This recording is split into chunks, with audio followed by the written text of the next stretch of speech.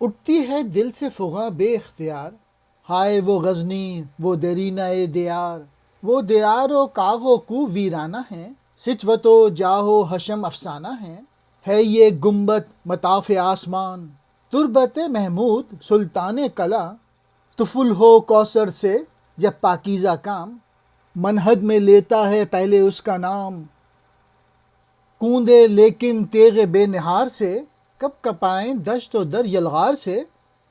اس کا پرچم بس کے تھا حق کا نشان، قبر میں ہیں قدسیاں قرآن خواں، میں تفکر میں کچھ ایسا گم ہوا، اس جہاں سے بھی نکل آگے گیا، میرے سینے سے وہ ابھرا آفتاب، ہو گئے سب راز پنہاں بے حجاب۔ سلطان محمود کے مزار پہ دل سے بے اختیار نالے پیدا ہونے لگتے ہیں، اور وہ اس بات پہ کہ افسوس وہ شہر جو یہاں قدیم میں کبھی آباد تھا کہاں گیا، یعنی محمود غزنوی کے دور میں یہ شہر شان و شوکت اور رونق میں بے مثل تھا، اب اس میں وہ بات نہیں ہے، اب کھنڈر کی صورت میں ہے، وہ شہر وہ محل اور گلی کوچے سب ویرانے کی صورت اختیار کر گئے، وہ شان و شوکت اور شکوہ جو کبھی محمود غزنوی کے دور میں تھا اب افسانہ بن چکا ہے، یعنی صرف داستانوں میں اس کا ذکر رہ گیا ہے۔ یہاں ایک گنبد ہے جس کے طواف میں بلند آسمان مصروف ہے، یہ سلطان محمود غزنوی کی قبر ہے۔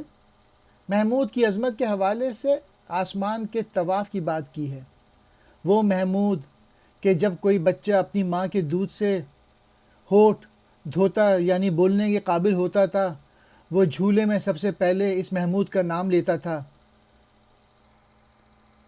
اس یعنی محمود غزنوی کی جو تلوار تھی جلا دینے والی بجلی کی مانند تھی، اور اس کی یلغار سے دشت اور در لرز اٹھتے تھے، آسمان کے نیچے اس کا پرچم اللہ کی نشانی تھی، فرشتے اس کی قبر پر قرآن خوانی کرتے ہیں۔ میری فکر کی شوخی نے مجھ سے چھین لیا، یعنی میں اپنے خیالات کی دنیا میں کچھ ایسا کھو گیا کہ مجھے اس مادی دنیا کی خبر ہی نہ رہی۔ میرے دل سے ایک ایسا آفتاب ظاہر ہوا جس کی روشنی سے پوشیدہ چیزیں بے نقاب ہو جاتی ہیں، یعنی میں سوچوں میں محمود غزنوی کے دور میں پہنچ گیا اور وہاں کے حالات وغیرہ میرے سامنے ظاہر ہونے لگے۔ دیار کہتے ہیں رہنے کی جگہ، شہر، ملک، کاغ محل، کو کہتے ہیں کوچے کو، ویرانہ ویران جگہ، شکوہ کہتے ہیں شان دبدبا، طوف اس کے گرد چکر لگانے والا، طواف کرنا، یلغار اس کا حملہ، برق